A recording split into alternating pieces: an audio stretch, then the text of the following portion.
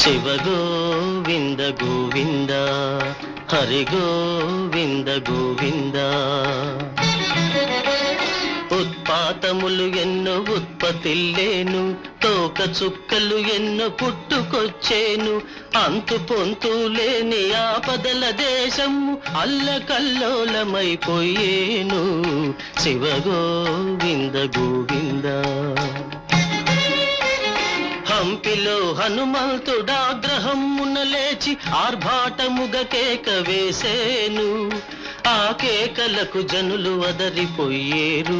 ఆకురాలిన ఎట్టు రాలిపోయేరు శివ గోవింద గోవింద హైదరాబాదును మూసే మహానది వరదతోటి ముంచి వేసేను బావులు చెరువులు నీరు లేక ఎండి